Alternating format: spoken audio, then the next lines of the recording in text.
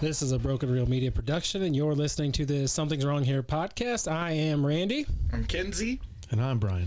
And in the studio, we have Adam, who's a microbiologist, has his master's in biology and data science. And introduce yourself, Adam.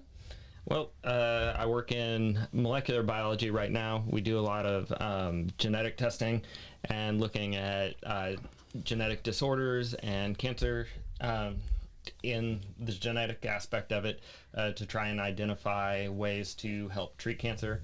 And we take a lot of that information that we process, getting the DNA into data form, and we have to process it with a lot of big computers. So we do a lot of data. It takes a lot of computer processing. Speaking of that, I mean, we all are talking about AI these days and everything. How much has that helped your research and development? It actually helps quite a bit because it's helping build the programs more quickly. We can use it to help with build different algorithms to help identify different variants in the genetic disorders. And you got a little side project that you like working on stuff too, right? You like brewing some stuff? I do that from time to time, yes. Well, that's going to segue into kind of what we're talking about. I mean, what better to talk about all kinds of scientific stuff that goes behind it than with a few drinks. And Kenzie, tell us what we're going to talk about. Science and/or intoxication. The whole science behind it. Or science plus intoxication that's pretty heavy, equals dude. question mark? So we're going to talk about how the biology where we're basically getting drunk off poop. Well, let's get into, and let's talk first. Let's talk across the board of our favorite stuff, right? Intoxicants. Intoxicants is everything. I mean, it's all of the fun shit. Caffeine. Alcohol. Marijuana. Cannabis, yeah. A lot of people enjoy mushrooms. A lot of people enjoy acid. A lot of people go into the heroin and meth world. A lot of people like the booger sugar. All right. A lot of intoxicants out there. I mean, that's probably what's keeping most of the recycling facilities open is all the copper that's coming in to feed these habits. Cocaine. So I'm pretty sure if you had a failing business and couldn't make payroll, make a crackhead your CEO. You may not have electricity or lights. By the time it's said and done, they may strip the whole thing, but you will make payroll. They will find the money somehow. Just don't get into the bath salt. You may eat somebody's face. Yeah, no bath salt. This is not a podcast about advice. So on intoxicants, fellas, what are your thoughts on overall nowadays quality versus quantity? Let's talk in time. You know, 70s was the weed rush, and I think there was a lot of coke in Miami kind of thing. Quality versus, quality quantity. 70s too. Yeah, 70s too, man. Yeah. So quality quantity, what are your thoughts? Oh no, I got a question for Adam on that. We hear no amount of alcohol is good whatsoever. It's cancer causing, everything else. With you being in that, like, what is your thoughts on the cancer side of alcohol? I mean, the science does show that, yes, you do increase your risk with cancer drinking alcohol. However, it's so ingrained in our society that you're never going to get rid of it. Everybody enjoys it. It helps open up when you're trying to talk in social settings.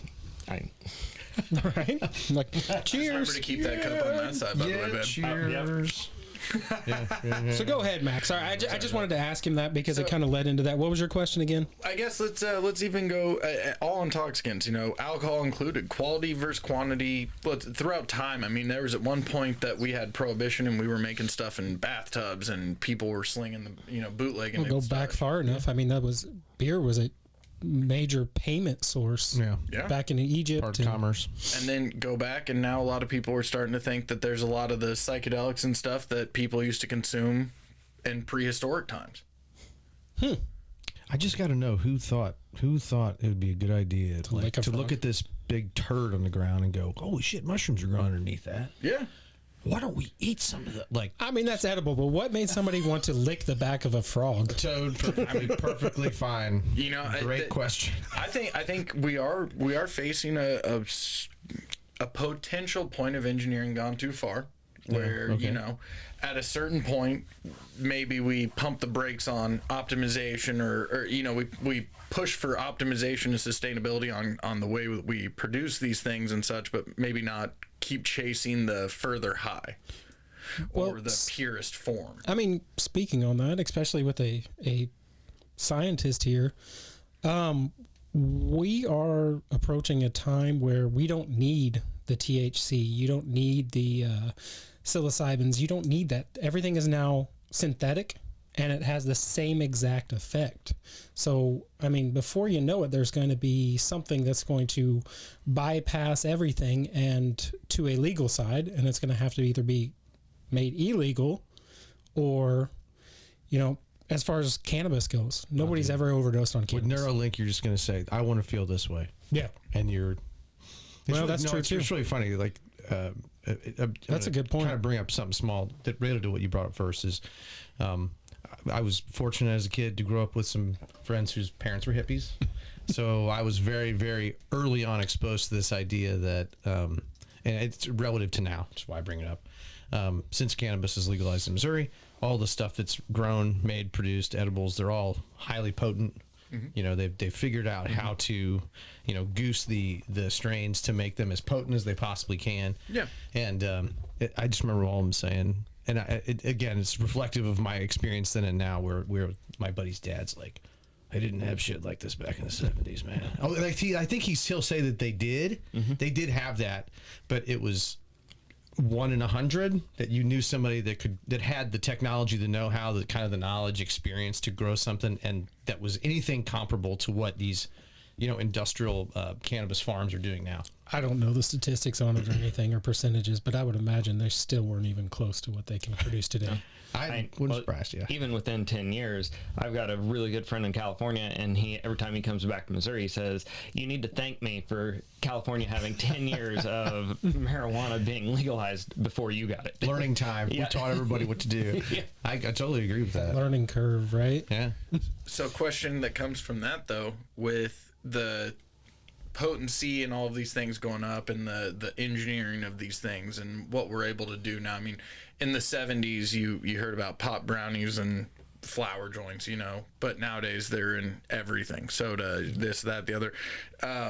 Is there any relation in your brain to addiction and the higher potencies or anything like that, or is it just fuck you up a little bit more? I would say anything is addictive. Fair. Now, whether psychologically or physically, I think you can probably draw a pretty quick distinction, because I don't think your body, I mean, I've seen a few studies done on cannabis that say that you can certainly show signs of addiction, being like, I mean, I know people that smoked forever and stopped, like had insomnia, had things like night sweats. Like, so there are some physiological aspects that seem to show when you stop, but it's not like somebody's cold turkey off of heroin. Yeah. Something where you take, it's like 2 week where you just had the shakes and sweats and you're sick, like dope sick all the time. I think it's more of a mental process than a physical process that you go through. Psychological, like you said, addiction. Yeah, just more the psychological, just with, you know, I don't know. That's a good question. Yeah.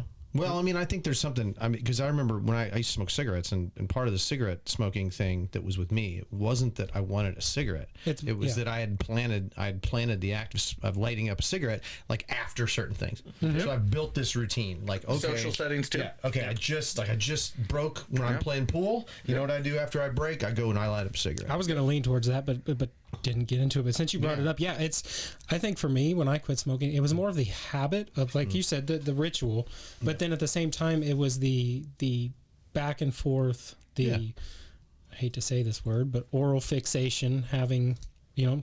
But what's different than that than a kid messing with a fidget spinner? It's nothing. It's just kind of like just a fidgety energy. You want to have something to do with your hands. It just occupies your time. Right? That's why I have a pen the whole time to keep from. So we're all addicted to a bunch of random shit. It sounds like. I mean, but you even have things like runner's high, where you get people who are running. They get the dopamine kick. Yeah, like 8 to 10 miles. We'll have to ask John Kelly next time on the I don't know. That guy, he must be getting real high a lot, like for a long time, a bunch of times. Because at 100+ mile runs, man. we're gonna take that one and move on into Holy the smokes. microbiology side of this, because I don't know how to segue that any better. No shit. So we're all just bags of chemicals, right? Yep, we're meat bags. All right. Meat suits, like it. We're bags of chemicals. Everything intoxicating that we consume is just another chemical, or chemicals, right? Yeah. And at that point, they hit our body and they just play with what's already in there and create different feelings. I can see that, but like I said, that's not my area of expertise. Depending on how it's absorbed, That's right? fair. You like to you're more into the manipulation of things. Yep. Yeah. Do any of these intoxicants? Are there things out there that will actually manipulate your molecular biology or your brain or anything like that you know of that really will completely eradicate you? Like out of your own head, so to speak. There's a lot of studies right now on different mushrooms that you're taking and how they're showing brain studies and how your brain chemistry works. Reconnecting neural links and all that. While you're lighting up sections of your brain that don't get a whole lot of use, which is. I still think neuronal networks are very similar to mycelium networks, and I think there's neural. That was just neural. neuronal. I think it's kind of like peroxyacetic and paracetic acid. I'll take it easy. I know what you meant, so I'm just gonna leave it at that. I'm gonna take the high road there. No high jokes. No, so with the microbiology and with what we're saying, like what do you do in the lab that you're manipulating, and what do you deal with on that side of things? And well, for like what I do, I'm looking at genetic code and seeing where there's variants and how they play out physically, and basically looking at physical traits, but how that transitions to what you're talking about. There's an entire field of looking at either manipulating yeast to try and get different flavors out of it for beer. That's cool.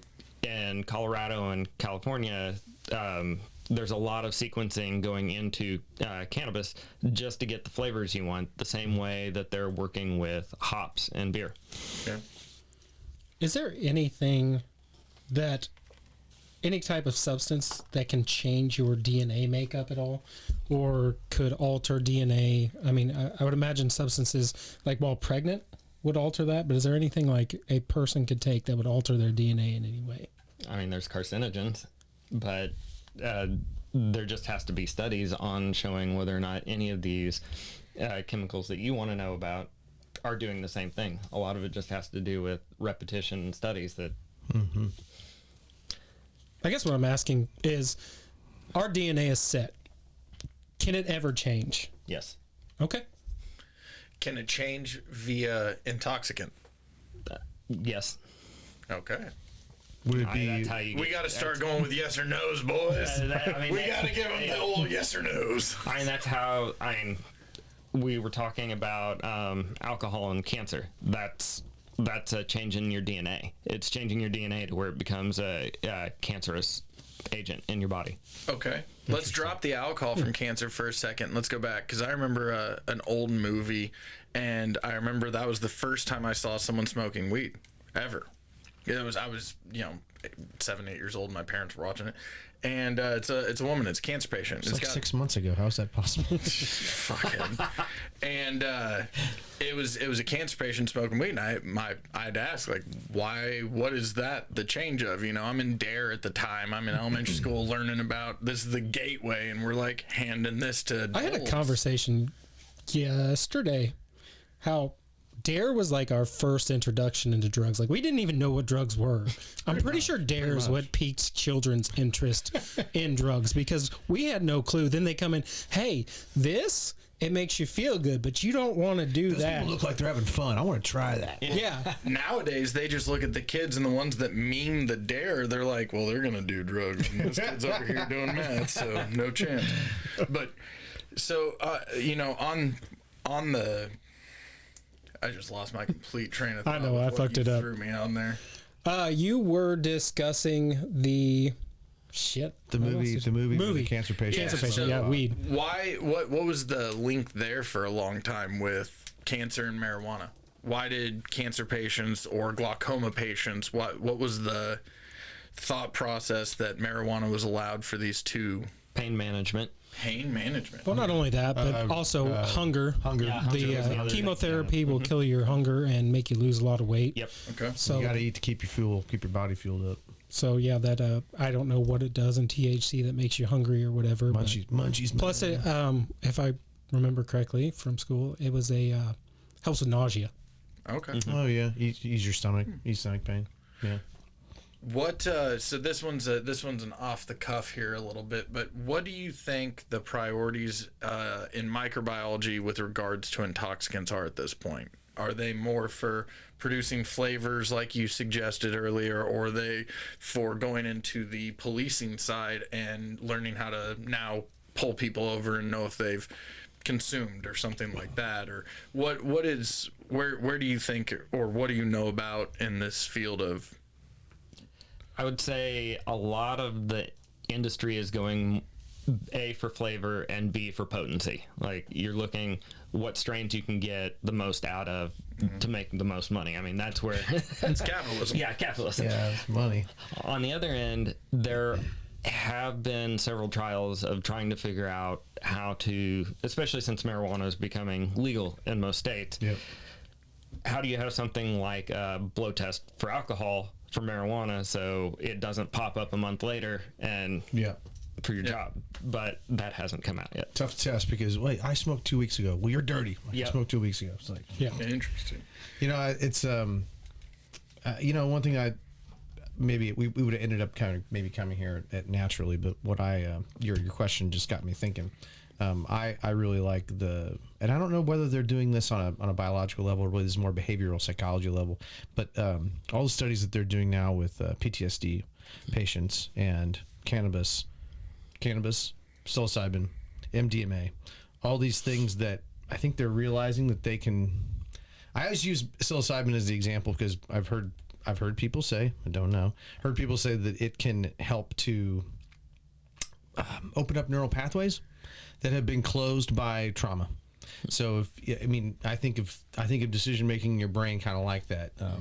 Obviously, in any given situation, you have innumerable ways you can go, innumerable ways you can solve the flow chart, right? But trauma will make it so maybe this half of the flow chart is just gone. Like, you just bypass that. We're never going to go that way again, which obviously creates a behavioral downstream effect. Mm-hmm. But I've heard in these tests, I think it's mostly MDMA and psilocybin, is that through doses of this in controlled environments, you can actually rewrite some of those or reopen those neural pathways, I should say. Ketamine too, some of these things that have been doing therapies. My biggest concern with that would be opening back up a door and flooding yourself with that trauma all over again, and then basically having a psychotic break. Well, psychologists would tell you if you have a traumatic episode, hiding yourself and encasing your brain away from it is the most dangerous thing you can do. Well, yeah. Sitting here, and as crazy as it sounds, in 2025, I am going to say that Texas might be leading the forefront of research. Oh, yeah. And it's not any of those psychedelics, but it's one that is apparently similar in its treatment efficacy, and it's ibogaine. But we were just discussing this recently. Is it a psychoactive substance? Yes. So it does, like, get you high, I suppose you could say. My understanding is that they've actually been able to modify ibogaine's implementation to where there's no psychoactive reaction, but you still get the treatment efficacy. Okay. So it's kind of the, so the walls don't breathe, but will break down whatever those behavioral pattern. Interesting. And it's interesting too, because it's like, okay, for the first time we're hearing about ibogaine. Texas might be leading forefront of research on this for PTSD, and then on top of it, I've never heard of anyone reference this as a drug or something to get, to abuse or use in some party form. When you said that, I thought of the Princess Bride. Iocane powder. Iocane.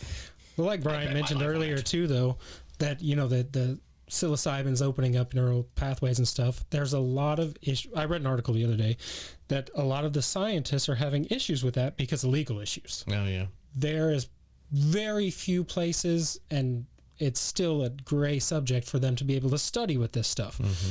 But there is synthetics out there that does the same exact thing that you can go buy on Amazon. Mm-hmm. I mean, the same exact thing that scientists are using, you can literally go buy on Amazon. just be careful. I wouldn't. Yeah. Make sure that's a certified seller. Well, I mean, and keep in mind, like I'm a hippie, I'm a Grateful Dead fan, so I always like to bring in the reference to, excuse me, you know, Dead started in 1966, you know, ended up in Jerry died in 95, but you know, part of what bankrolled that band the first 3 years was Augustus Owsley Stanley, who was the first huge LSD chemist on the West Coast, and the thing that pissed the authorities off so bad was that he wasn't doing anything illegal. He was buying chemicals that industrial chemists could buy, and he was making them with you know, standard equipment, industrial equipment, and he had assistant scientists that helped him do it. And it's just funny how that got them. That's the reason they survived as a band, was because everybody freaked out and wanted this the Owsley acid, man. So they didn't like the music; they just came for the drugs. Well, I've been waiting. Or did the drugs make the music more palatable? I've been waiting to see how long it took your brain to make a Grateful Dead comment with our new background. Yeah, good point. All right, moving on though. Let's talk health. In your gut, there's a microbiome. Everyone's talking about it. There's, you know, vitamins out there. Everyone's talking about all this. What do intoxicants do? Or what is there an effect on your gut or your overall microbiology going on in there? Like, what? Talk to me like I'm 4. Well, you are 4, but Thank you. I had a mouthful of beer. You got Hit me to the punch there. I hate everyone. yeah. I would say with your gut biome, it depends on what it is. I mean, alcohol is used as for sanitization. So when you're drinking, you are messing with your gut biome. So wait, by drinking, you're getting drunk and cleaning yourself? That's what I'm gonna say. Just kill off the shitty ones and keep the healthy ones going. Eradicating yourself? You are changing it. I wouldn't say. Like, benefit? It's a stretch. Let's not go that far. I just think, you know, survival of the fittest. The best ones are going to survive, and you kill off the shitty ones. That way, you're doing yourself a favor. Actually, COVID. I drink whiskey. I don't need it. I got COVID. Burns all that stuff out. Right? It's like a sweater for your insides. It's like rubbing alcohol. I mean, straight clean down. Yeah. Cleaner than the operating room. Don't mind the acid reflux. Yeah. one potential bad side effect. That is. I never had it growing up. As I get older, getting worse and worse. You have acid reflux? Yeah. Jesus, you're old. I don't. The only time I get it is when I eat really, really, really, really hot food, which I like hot food. It can cause problems. Well, you know, it's funny. Like, think of this: the analogy, like the parallel is, you know, if you drink too much, you get a hangover, and it's generally an unpleasant experience, and you're like, man, I don't want to do that again. My wife constantly makes fun of me. But she also buys me the hot sauce, which is this kind of snake eats its own tail kind of phenomenon, where it's just like she'll give me a hard time. But like I have certainly ate so much, like not eat it. It's not a amount of food. It's just so much hot sauce that you wake up in the middle of the night and you think you've had heartburn before, boy. You want me to help you out with that one? What's that? Stop eating so much hot food. I hope she doesn't hear this on my voice say it, but you know, just throwing it out there. Oh, you're busted. You keep having hot sauce over and over again. I bet childbirth hurt the first time, but she seemed to summon it up and do it again. Yeah, I don't know if she'd say that. I don't think the first was any better than That's my point. Second was better than the first. That's the point. But I got used to it, so. You got used to it. I don't know, man. Both those experiences, I have 2 kids. Both those experiences are quite different, but similarities, yes, but totally different experience. Yours was way more painful, though. No. Detracting from that one. I'm gonna say probably not. All right. Most likely not. Are there healthy intoxicants? Depends on what you define as healthy, I guess. I mean, like you were talking about with cancer patients, it helps them eat. So, I mean, it's helping them that way. Yeah, and I'd say in that case, particularly like the potential, because it's like anything with like cannabis, especially. If somebody eats an edible every month, I have a real hard time trying to imagine a really negative, like, long-term effect. Now, if you smoke 10 joints a day, I don't think it's the cannabis that's the problem. I think it's that you're inhaling combustible. Yeah. Inhaling a combustible, which anything that burns in it goes, I mean, fucking grilled steaks are carcinogens, for Christ's sakes, because they create compounds on the outside of the meat, man. Yeah. So, you know, wow. I know. That's a heady one. Somebody wanted some head. But my point is, like, no, for a cancer patient, I mean, I think if somebody that's on chemo, if you can give them an appetite and they only lose a pound instead of 10 pounds, as far as I'm concerned, that's way on the net positive side. I would imagine that would help their immune system, everything else. Everything. And I don't know the truth behind it and everything, and I'm sure there's stuff saying for it and against it, but a lot of studies have been done, and I would say more are saying on the positive side that cannabinoids slow the production of cancer cells. That I don't know on.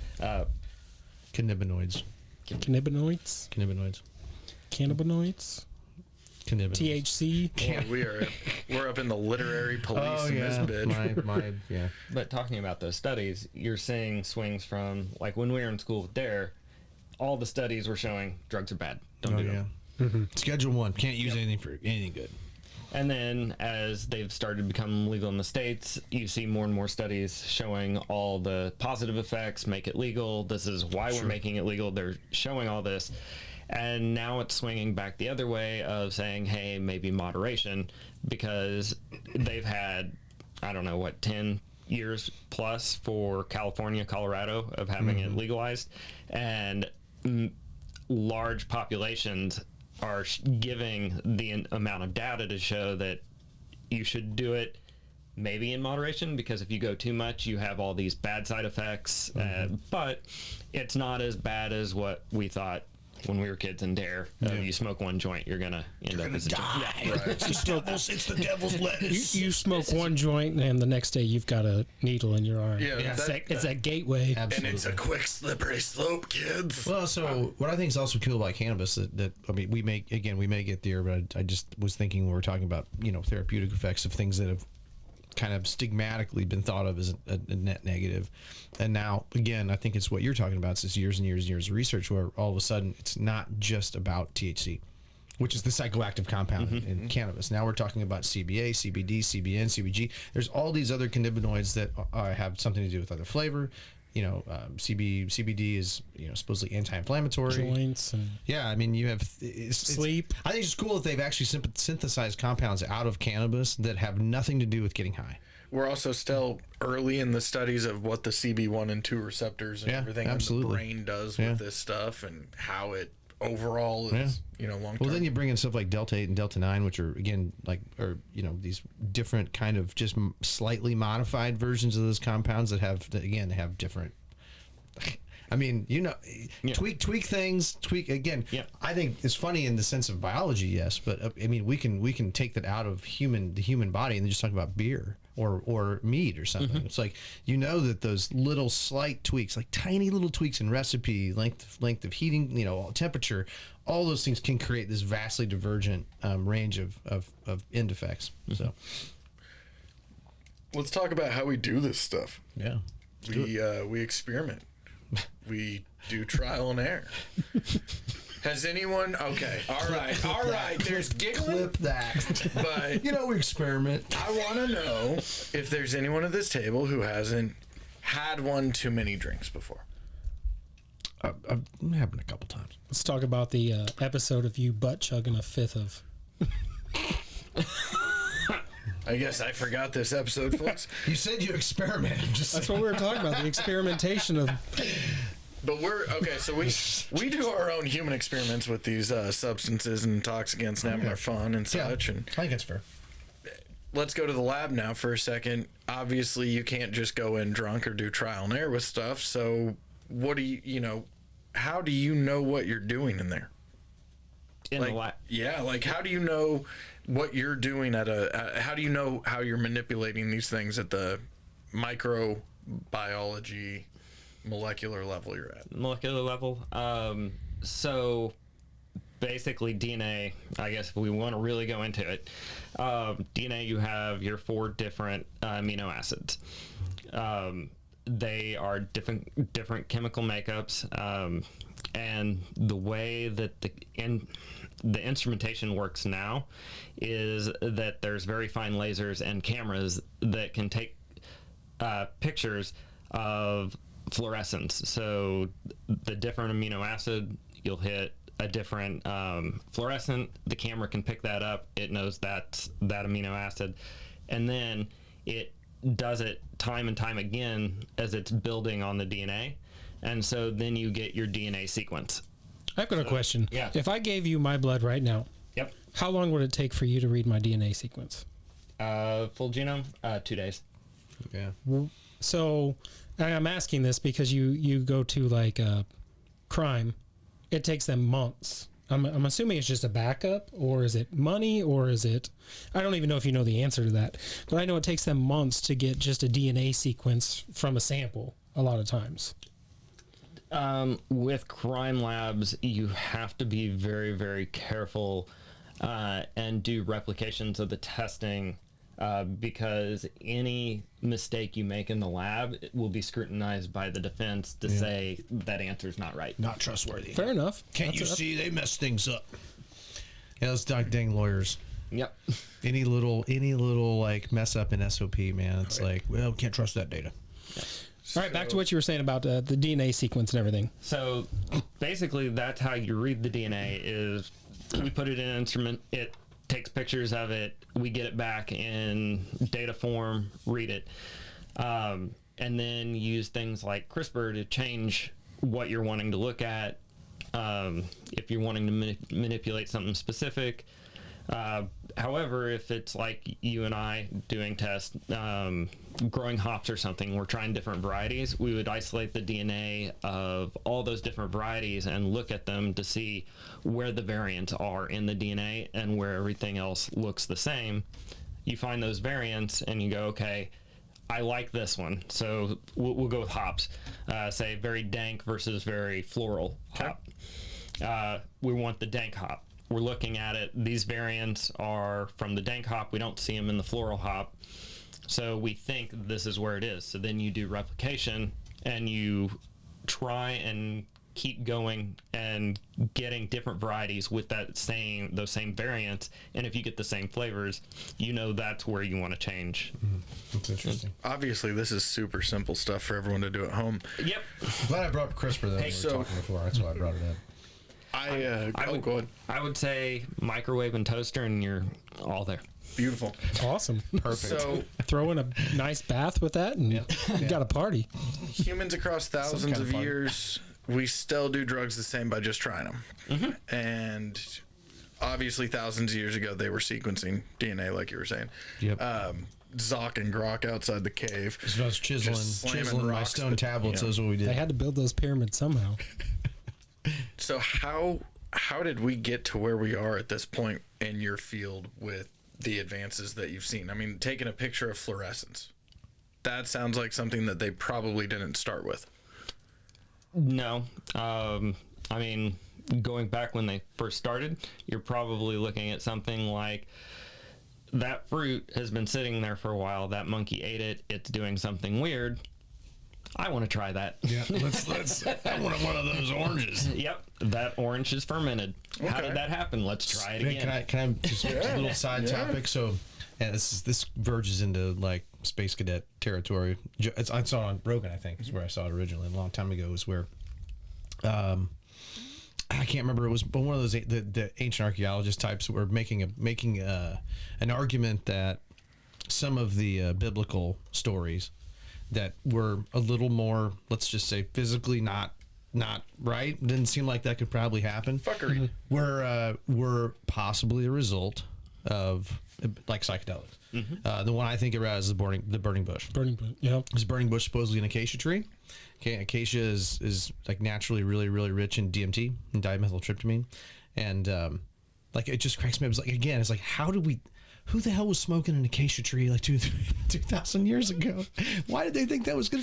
But They probably cut it down, set it on fire, and then This is actually leading into something that I have to wrap okay. this one up, and great way to go there. Oh, thank you. Let's talk about drugs, their tools, and all of our intoxicants and our tools, and also the science and tools.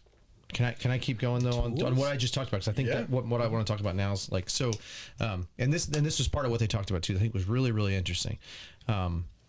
Obviously, something that humans have done repeatedly. Like it's something that we've experimented with over and over again, and we know there's a real distinct possibility that somehow people 2,000 years ago figured out that if you like took an acacia tree and somehow synthesized it down to a more pure form, that you would produce some type of intoxicant, some type of psychedelic.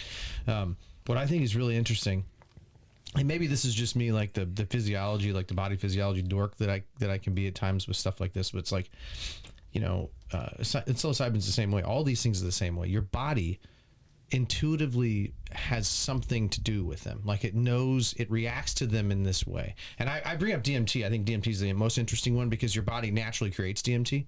In fact, and a lot of people who study what they call NDEs, near-death experiences, they say that the near-death experience that people have before they're revived and come back is their brain is getting flooded with DMT, which creates this the parallel would be a lot of people that do DMT say that they watch time go by.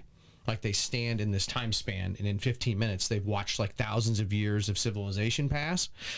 Can't say it's truth, can't say it's empirically a fact, but tunnel with a light. There's this anecdotal story where it's like, well, I watched my entire life flash before my eyes while I was on the operating room table. And there's this parallel there that it's just funny. Again, I bring it up purely, DMT is the one I like to talk about when we talk about something like this, because your body naturally generates it. So your body has already learned and adapted to what it does and what your brain does when DMT is introduced in there, which is pretty interesting stuff, man. And all we've done so far is get better with those things by tools. I mean, we used to have to light a bush on fire to get stoned, and now most people got a little pipe or something. What intrigues me is like the psilocybin. Yeah. It's food poisoning. Yeah. Yeah. That's all it is. Yeah. It's food poisoning. Yeah. Do you know that you can eat every mushroom once, but some you can only eat once? Yeah. Well, you may not eat some of them twice. Yeah. Oh, yeah. Yes. Like Because you're dead. Because you'll be dead. There's a lot of them out there. So that makes me laugh. It's just like, I mean, somebody had to eat them at some point, and they didn't get to have a second. Like I said, it's like alcohol. It's a poison. Yeah. It's just a very low-grade poison. Yeah. We drink ethanol, we feel good. You drink methanol, you may go blind or crazy. You go blind. But, and this is fun, if you drink methanol, cancel it out by drinking ethanol. This is the craziest fact, man. I don't even know if that's real. I feel like that's not real. It sounds odd enough to be spot on. I did look it up. It's not very, it is in certain cases very much the actual fix. I would imagine that's probably not the recommended source. Now that said, moving along, we've all upgraded our tools in 2024. We've seen weed get legalized. We've seen stuff like that. So everyone sees a little bit of this, a little bit of that. Tools in science are coming along pretty crazy, like, I think, right? Yeah. So, I mean, just talk over the course of your career. What level of advancements have you had? Because I've seen you sling half a hospital out once. No. I would say in molecular biology specifically, watching it over the last 20 years has been amazing, because when I was going to school, we were doing old school PCR. You look at a gel, which, I mean, that's the visual is right there. You're watching it move through an agarose gel, basically gelatin. And I think that's every TV show that we've seen. The shooting it in and watching it drip down. Yeah. And that's where it started. And then you moved into all sorts of different types of molecular testing. You have qPCR, which is quantitative PCR. So not only can you tell if something's there, you can tell how much is in there. You have Sanger sequencing, which is telling what DNA is there, like the DNA strain, but in smaller sequences. And then we've moved to next-gen sequencing, which is sequencing our entire DNA strains, or the whole genome. It's just crazy stuff. Crazy progression of science. With you said you kind of specialized in cancer. Are we seeing leaps and bounds over the last, like, say 10 years, or is it pretty stagnant and it's just slowly growing? As I mean, we don't have a cure for it yet. No, is what I'm saying. In the area that I'm seeing personally, it's seeing what cancer it is, what its genetic makeup is, and then taking the drugs that we have on hand and I guess tailor making them thank to. you. That's the right word. Tailor making it for that cancer because you know this drug works well with this genetic makeup.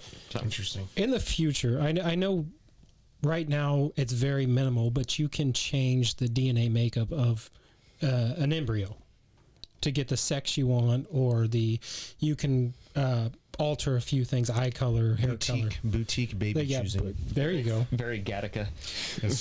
Do you think at some point it's very much like Brave New World? If you guys have read Brave New World. I mean, yeah, it's Build-A-Bear basically. You're just gonna go into the mall and come out with a fucking kid the way you wanted it. The desirables and undesirables, that's some wild shit. Which at the level we're at now is a real.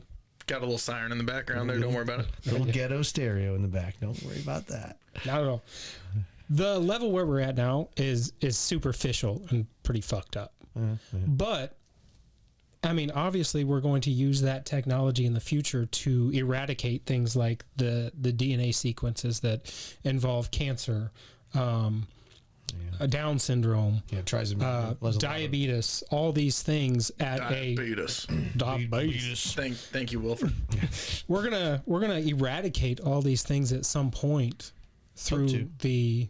Hope to. That's the goal. I mean, that's the goal, but no pressure, Adam. Just saying. With what you just said, though, you kind of lead right into this next one, which is society. Yeah.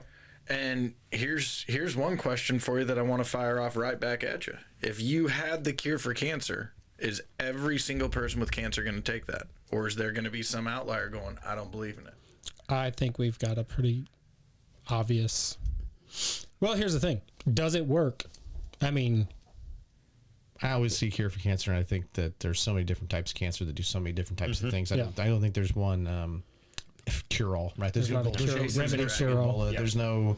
But on that note, I do think that if you knock off some of the... I mean, if you can stop, prevalent like prostate cancer, if you could stop any of those that you could stop, slow down, any of that is absolutely huge net positive. I mean, as long as it's not killing the people that you're supposed to be. We can give you this drug; it takes care of the cancer, but it's going to kill you in 6 months, which is not good. But well, let's put it this way: you had a cure come out, or a vaccine of some sort. Russians have one, and they were a lot of I don't want it was split 50-50. We're going to take this, we're not. Those were well able-bodied people. You have somebody that's dying, nothing to lose, and say, hey, we have this.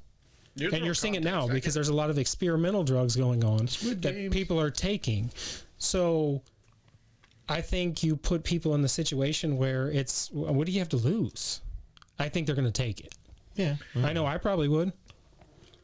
You don't got anything else you can try. What do you think about problematic people in science nowadays with society, so to speak, in terms of overall? Like, where do you see that? I mean, it depends on, you're talking about society as a whole, it depends on who comes up with that quote-unquote cure. I mean, you look at different for-profit companies, pharmaceutical. Sure.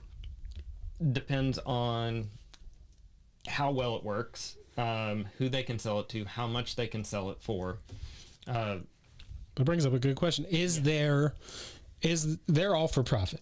Is there profit in curing it? Or is there more money in treating it? Well, I mean, there's a big argument that mushrooms were quashed by Big Pharma a long time ago. And that was, that was back in the day when they were saying that, it could have been helpful for PTSD and things like that. I can hear the argument for antidepressant drugs. But think about the Big Pharma side. Okay, so we just have to grow a mushroom we know how to do that. And then we just give them one and, maybe we have to give them two and that's it. And then they're done. They don't come back. They're done. No, you got to make patients for life. It's a return customer. Well, capitalism is going to quash that because they don't want you to be a 1 and done, 2 and done, 3 and done. Yeah. So that's a problem in society too. Capitalism and the problem being there. Well, I think you can be. I'm not saying capitalism. I'm just saying. I think you can be an ethical capitalist. I agree. I don't think it's. Are we an ethical capitalist? Some. I think some companies are. In healthcare. Absolutely. Yeah. Absolutely. I would say health insurance. I would argue my thing has always been that I think health insurance, like that industry, should be non-for-profit. It should be. You could still operate and pay bonuses to. You can still do all you can do. It just the minute you add shareholders into it. So should hospitals should be non-for-profit as well, and we have some non-for-profit hospitals back where I'm from, and you can write a letter and explain your hardship and explain why you can't pay your medical bill, and a lot of them will write that off. They're owned through I believe nuns own a lot of them, work for non-for-profit and they will write off a lot of those bills for you. Yeah, but there are a lot of hold on, for-profits. They're still. I mean, they're making money. You can't say that just because a health system or hospital is not for profit doesn't mean that they're not milking the capitalist teat a little bit, because they all are. Oh, I mean, there's standard procedures that all places do that I would say are not necessary for every single use case, but they're still going to do them because that's just the standard of care. Well, I mean, that's why every politician sets up a non-for-profit. Just because you're non-for-profit doesn't mean you don't pay your CEO. It just means that your company didn't make money. You mean charities don't put all the money they get into the charity itself? There's no overhead? None. I mean, what they say is like... And it happens to be people's pockets is that overhead, because that's an expense. What they say is, like, I read one number that may have been what you just said, but it was like 75 or 80% of the money. Susan G. Komen? Yeah. It's not great. Like 80% goes to leadership and overhead. Like, I mean, if you find a charity that's donating more than 30%, it's probably a good charity, because most of them probably won't be around long. So, nobody wants to run them and not make money. Bring that back to me with charity, society, and the problematic people. Mm-hmm. Let's talk about the other side of that coin with intoxicants and problematic people now. Yeah. So going back into society with the problematic people and the other side of the coin, intoxicants and society nowadays. I mean, everything. And I don't mean just seeing people, smoking crack driving down the highway. I don't see that every day. Sure. But I will say I see a weed pen in someone's hand every day. I see a cigarette in someone's hand every day. Let's stop it right there. Yeah? Let's talk about intoxicants. Let's talk about the Xanax, the antidepressants. Can we go one step weirder? Sure. How about and this is in my opinion, but I think everyone here has agreed, cell phones. Cell phones? Yeah. And especially while driving. Yeah. People are addicted to their phone and can't even put them down to hold on to 4 tons of steel doing 70 miles an hour. Dopamine, buddy. Who drives 70 anymore? Scrolling, man. Dopamine. 85. No, you're right. You're right. Tell you one thing. And you're the one that's texting typos the entire goddamn time. It reduces the quality of the spelling. That's for sure. It does. It goes from Illinois to Illinois. I like that you bring that up, though, because the grammatical punctuations. No. We always want to think that it just means somebody's inhaling something or imbibing something or drinking something, and it's really not. There's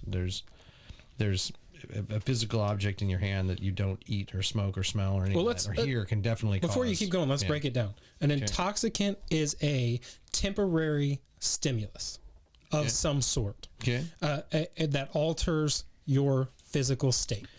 I think that's a little broad, because intoxicant... I feel like it can alter your state. I guess it wouldn't alter your physical state, your mental state. Sorry, we have to your mental state a little bit more, because I think that's real broad. I'm leaving it broad. You have to leave that broad, though. But and the reason that I say that is your phone intoxicating? You don't consume it. Randy wants us to tell him he's intoxicating. Oh yes. It's the bald head. It's the bald head. Excuse me. So intoxicating. I wipe the barf off. That's why I got to leave it broad. There. Nothing gets me going more than a chubby unicorn shirt. Good old Randers. It's just chubby. But going back to the real point here, intoxication. I mean, anything can be intoxicating. You can be intoxicated by your phone. You can be intoxicated by alcohol. You can be intoxicated by looking at your partner from across the room. There you go. Yeah, I mean, it's a physiological state we're talking about. To me, I don't know, I feel like it's an altered state. Now let's talk about the problem in society with these intoxicants, though. Are we abusing them? And I say abusing because I know you don't have to hold your phone in your hand while you drive down the highway. Before we go to the abusing, not in Missouri. I wanted to go back to we are, as a country, probably one of the most medicated countries out there. Possible, yeah. I don't know. I don't know that stat, but I believe I read somewhere that we were the most medicated country out there. But it would not surprise me one bit if that was a fact. Yeah. I mean, we are altering people's mental states at an alarming rate And that is a solution for everything. Well, you're not feeling good. We're going to give you a pill. Well, that makes you a little sleepy. We're going to give you a stimulant. Well, that's making you a little excited. So we're going to give you this anti-anxiety. I just can't help but notice that you just said that you don't want to talk about these intoxicating problems. You'd rather talk about drugs. I mean, yeah. Pretty much. So, drugs versus drugs, man. I mean, pick them. Yeah, we are. Smoke them if you got them seems like the wrong thing to say here. I mean, not even the consumption of drugs on a legal prescribed basis in America is alarming compared to any other type of intoxicant or mind altering. Well, it's a cultural phenomenon that's really interesting too, because the one thing that always it still blows my mind, and I still know a lot of people like this, mostly older people. I mean, I'm talking baby boomer generation, like my dad. My dad's still convinced that anybody that touches cannabis is a lazy, layabout, never do anything good for themselves, but I mean, he definitely has had peers. He's 82, so he's had peers pass, get sick, all this stuff, that were heavy drinkers. And I don't mean this in a pejorative way toward my dad, but my dad never looked down on a friend of his that drank himself to death, or a friend that struggled with medical problems, from when they were 50 to when they were 80, and really smoked a pack a day, but probably ended up dying, getting sicker and dying because of the treatments they were taking for whatever their underlying issues were. But the thing that kills me is that almost all these things, alcohol legal, so we can do, as long as you're 21, you can drink whatever you want. And if you're prescribed a pill by a doctor, like, it just seems like there should be a test of some sort, like a flow chart that says, okay, this drug is supposed to do this. Does that always mean that it's good to take this drug? Okay, because like the one I see right now that's rampant with I've had coworkers in my past that they take Ritalin because they're convinced that they have like adult ADHD. Okay, one specific it was a long time ago, but I mean I had a coworker a long time ago who had been taking Ritalin for since they were 17 or 18 years old, and I'm just telling you, it may have helped them in the way that it was supposed to. Okay, because I know Ritalin's supposed to take people that have really, really high energy, and it's supposed to actually even them out. It's like a reverse effect to somebody that doesn't have that disorder. But what I noticed was that this person was not taking them, same time every day. Time releases, take same time every day.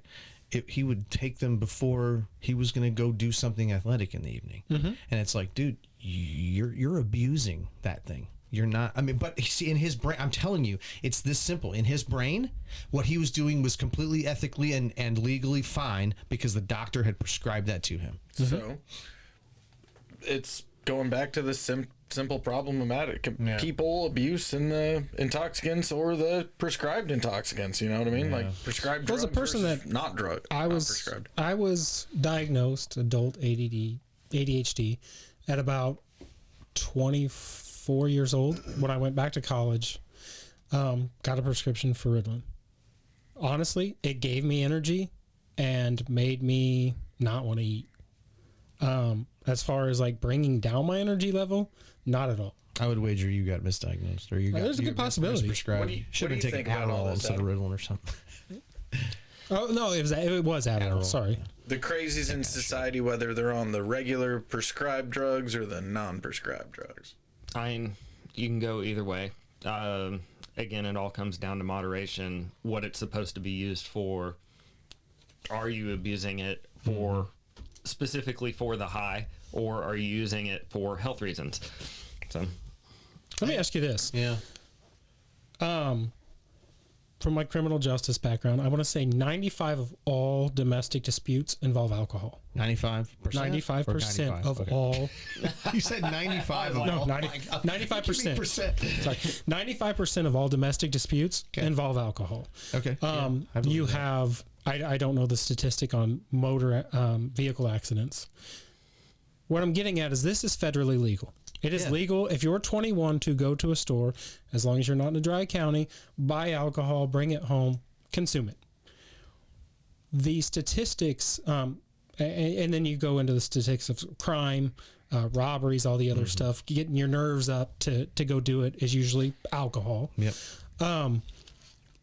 why is it federally legal when, not to mention the death rate from alcohol. You know, most of it ain't smoking weed, because when you smoke weed, you don't want to leave. Yeah, you want to go find some Funyuns. But what I'm trying to say is that alcohol causes death at an alarming rate. Overdoses. You cannot overdose on marijuana, but it is still illegal. It is still illegal at the federal level.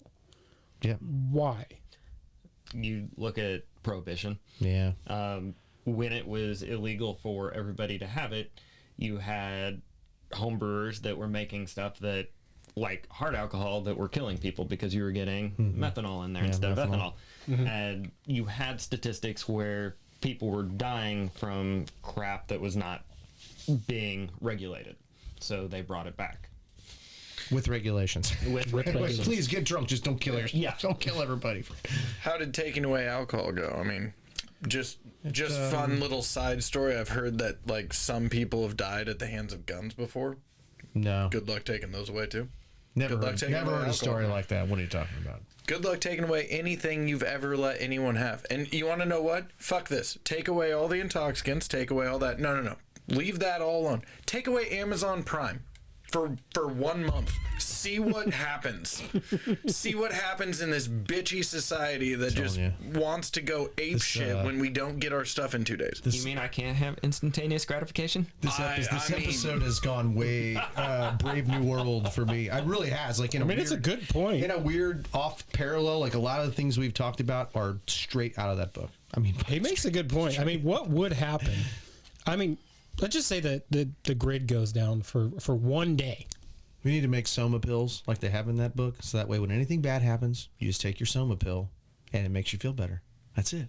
I was going to say, you fall asleep, wake up the next day. No, like that's the interesting thing about that book is like there's a system when you have it's like if you're upset, you take a half of Soma. Okay, if you've had if you're a guy and you go out on a bad date with a female, you take one. Okay, if the female's had a particularly stressful, like we say she went out on a vacation with her man. There's no husbands and wives in Brave New World, but if they go out and they have and she has a traumatic experience of some kind, and it usually is never between the people. Like say something happens just weird to them, they get in a wreck.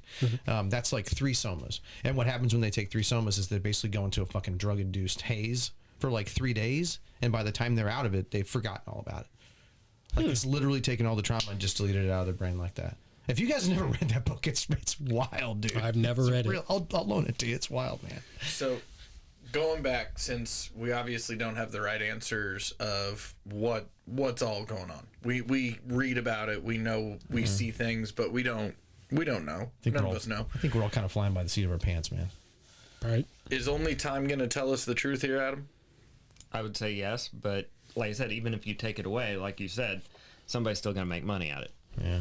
Well, and something fills in the gap, I think, maybe. Yeah. No matter what you take away, what it does, something in a capitalist society, something's going to come along that will scratch the itch. Yeah. Supply and demand, I believe, is how they say that in business school. Economics. Yeah.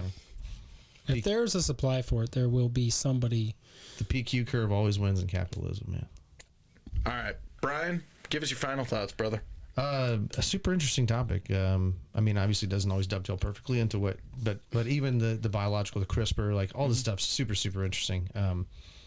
I really feel like we probably could have went way longer on a couple of these topics, but anyway, thanks for coming. Awesome points. I like to hear about that kind of stuff. It's interesting. It'd be neat to see where we advance with a lot of these tools you were talking about. Adam, what do you have for us? I'd say this is fun. Haven't really done a podcast before, so. Well, I know you to be one of the most talkative people ever. Absolutely. So it's always fun looking at someone like, hey, he's going to elaborate, right? Lab, haha. Well played. Trying, man. Well played. I'll just let that flow right I've there. let the dad jokes go, so I'm just trying to be as corny as possible. All right. Timu Rogan, what you got over there for us, and hit a wrap? I wanted to go back on something that he said at the very beginning. I think we are close to the Neuralink device you were talking about. And I don't think intoxicants or drugs are going to be anything in the future. Like you said, it's going to be the push of a button. Yeah. And that's scary, because what happens if somebody else gets a hold of that button? Well, hope they don't want me to be high all the time. Damn it. I know that there's a funny story about like a locking butt plug that my brother sent me a link to, and a very disgruntled person who locked that person in said thing. So if you want to hear that one, that's a different link. Is this have something to do with the whole we experiment line before? I'm a little worried. I think that was the experimentation. And on that note,